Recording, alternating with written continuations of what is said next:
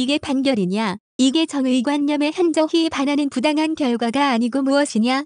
종교계의 정유라 사건을 은폐하려는 법원은 각성하라. 서울고등법원은 2017년 5월 11일 사랑의교회 교인 9명이 오정현 목사와 동서울로회를 상대로 위임결의를 무효로 해달라며 제기한 사건에 대해 기각 판결하였습니다. 재판 과정에서 오정현의 악력 사칭, 불법 안수, 편입학 부정 등 교활하면서도 명백한 실정법 위반 사실이 확인되었습니다. 이는 종교계의 정유라 사건입니다. 하지만 법원은 정교 분리와 종교적 자유를 이유로 거짓과 부정을 묵인하는 판결을 내린 것입니다. 서울지방법원에서 진행된 1심과 근본에 진행된 항소심에서도 드러난 명백한 법률 위반과 부정 사실은 다음과 같습니다. 피고 오정현은 입학도 하지 않은 부산고를 졸업했다고 학력을 사칭하고 총신대학교 신학대학원 입학 시 제출한 서류에 부산고등학교 졸업이라고 기재하여 총신대학교 합격부에 관련 내용이 적시되었다는 사실이 확인되었다. 피고 오정현은 평신도 임시설교권을 강도사 자격으로 사칭하여 불법으로 목사 안수를 받은 것이 확인되었다.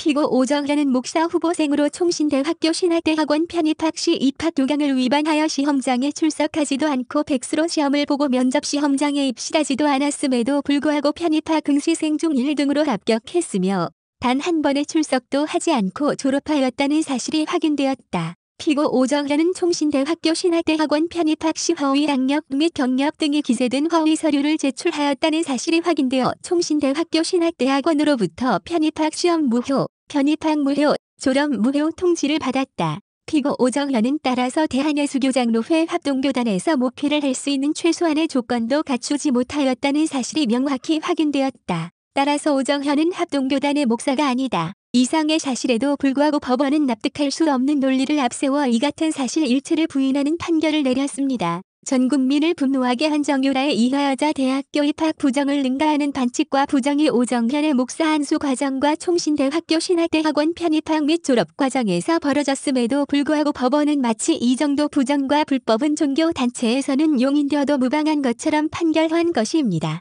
현저히 정의 관념에 어긋나는 일이 아니며 종교의 자율권은 인정되어야 한다는 이유로 말입니다. 그렇다면 법원에 묻겠습니다. 이 같은 종교 단체 내 반칙과 부정이 현저히 정의 관념에 어긋나는 일이 아니라면 무엇이 정의 관념에 부합하는 일입니까? 교회가 사회보다 더욱 도덕적이어야 하며 모범을 보여야 함에도 불구하고 이미 한국 교회는 자정 능력을 상실하였습니다. 위로와 도움이 필요한 이웃을 섬기고 소외받고 어려움에 처한 이들을 돕는 종교 본연의 역할을 하지 못하고 권력과 부를 쫓는 조약한 세속의 가치를 하나님의 축복인 것으로 오해하는 천박한 삶이 부끄러운 우리의 현실이지만 이를 계도하고 바로 잡으며 모범을 보여야 할 종교 지도자들이 도리어 세속의 가치에 함몰되어 상식적인 윤리와 도덕을 무시하고 종교 권력을 동원하여 진실을 왜곡하며 거짓을 은폐하는 폐단을 더 이상 묵과할 수 없어 교회가 상실한 자정 능력을 대신하여 하나님의 공의가 드러나길 기대하였던 것이 우리가 법원에 제소한 이유였습니다. 그러나 적폐청산이라는 중차대한 시대적 과제를 법원은 종교적 자유와 관행이라는 이유로 외면한 것입니다.